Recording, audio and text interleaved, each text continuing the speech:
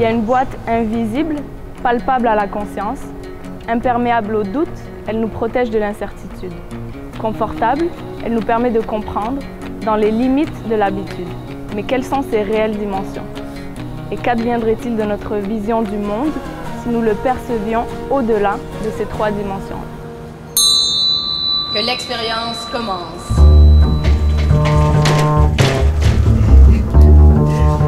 Ultimement, mon projet, c'est de permettre aux jeunes de se découvrir, puis de découvrir l'autre en utilisant le théâtre. Mon nom est Victoria Rodriguez et je viens de l'Uruguay. Moi, c'est Mélodie Côté, je suis québécoise. Je m'appelle Vanessa Flores Chung, je suis moitié chinoise, puis moitié latina, et aussi je suis née au Québec. Ici, au Collège Maisonneuve, on a une communauté multiculturelle très grande. Il y a 40 des étudiants dont au moins un des deux parents est né à l'étranger. Donc, ces jeunes-là, nécessairement, vivent dans des réalités où l'interculturel fait partie de leur quotidien. Ils sont capables d'avoir comme deux réalités. Une avec nous, très bien intégrée, puis une avec leur famille, leur milieu, très bien intégré aussi. Mais ça devient très fatigant pour eux de devoir toujours s'adapter à ces deux réalités-là.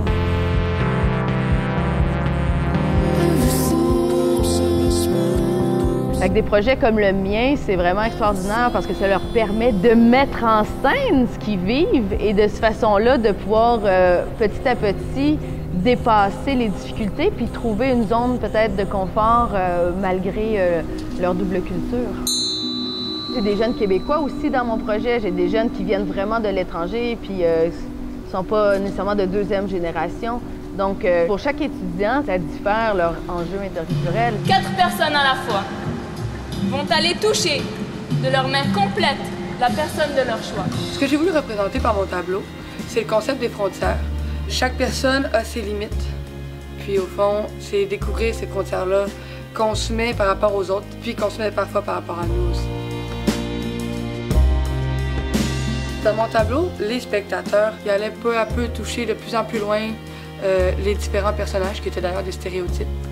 À chaque fois, il y avait un certain inconfort qui était de plus en plus sollicité, ce qui permettait de dépasser leurs propres limites. Ça m'a permis d'apprendre à découvrir mes frontières à moi sont où. Puis, dans le fond, j'ai réalisé qu'il y a certaines valeurs qui, pour moi, vont toujours rester immuables.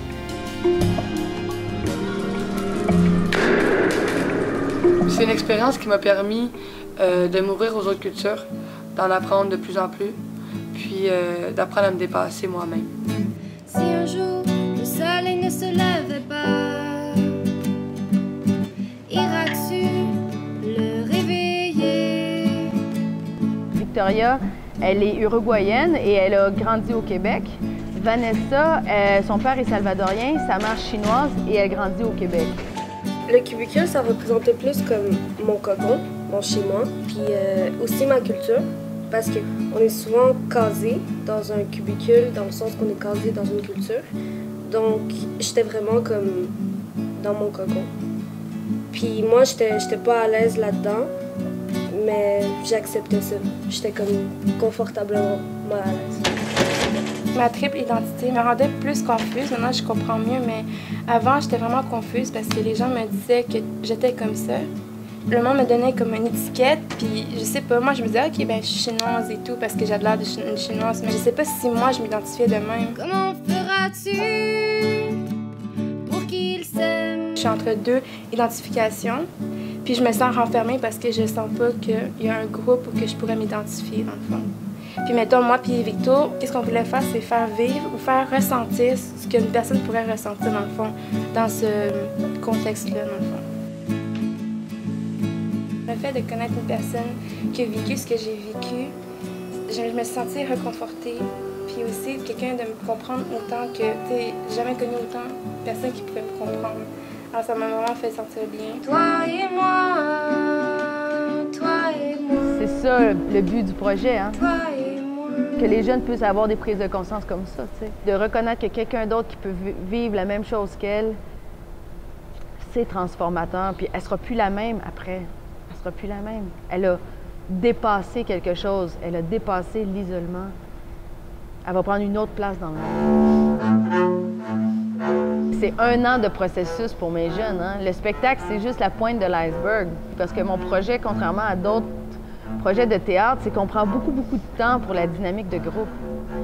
On prend le temps de se parler, de se connaître, de faire des retours suite aux exercices. L'outil, le théâtre, c'est l'outil, c'est le prétexte. Le processus domine sur la finalité du théâtre ou du spectacle. Donc, ce processus-là de connaissance de soi, de connaissance de l'autre, de pouvoir se mettre en empathie avec l'autre, de comprendre les intentions de l'autre dans les différents comportements. On prend le temps de s'en parler de ça, de l'analyser ensemble. J'avais fait du théâtre avant, puis parfois, tu as tendance à jouer un personnage, mais dans ce show-là, il faut vraiment que tu sois comme toi-même. Ça vient chercher l'authenticité de la personne parce que c'est basé sur des expériences personnelles. Donc, j'ai appris à être authentique. J'ai appris aussi à faire la connexion avec les autres, l'écoute des autres, mais tu sais, sans parole.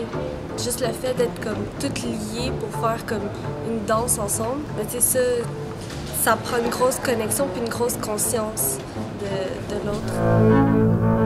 Bravo, bienvenue dans l'équipe des gens, on applaudit bien! Vous allez avoir 1 minute d'écrire vos valeurs puis vos croyances sur les papiers que je vous donne. Au fond, les spectateurs sont également des acteurs parce qu'on s'en sert durant nos pièces pour chercher une réaction. À travers ça, ils vont vraiment vivre une réalité interculturelle parce que notre expérience théâtrale qu'on a créée amène de la déstabilisation, les bouscule, les confronte. Alors, pour eux, c'est une belle occasion de s'observer eux-mêmes, de voir quelles sont leurs interprétations. Comme on fait toujours en interculturel, on interprète le monde à partir de nos lunettes culturelles. Donc, le spectacle permet aussi que les gens puissent nommer leur interprétation de ce qu'ils ont vu, de ce qu'ils ont vécu.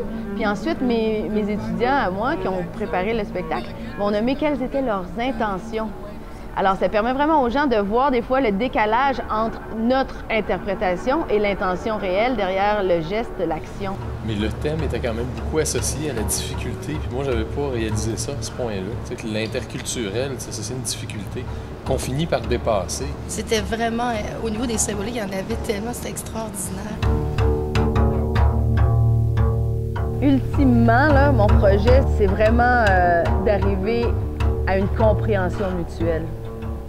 Puis pour arriver à la compréhension mutuelle, il faut déjà se comprendre soi-même, se reconnaître soi-même, savoir qui on est, d'où on vient, c'est quoi mes valeurs, c'est quoi mes croyances et comment ça influence tout ce que je suis, tout ce que je vois.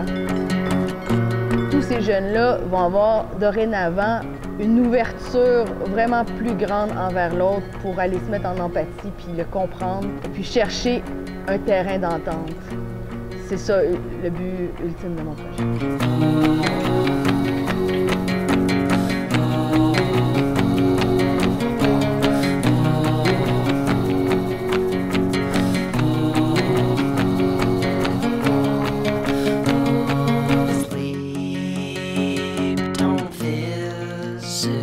So I choke on the sun, and the days blur into one in the backs of my eyes.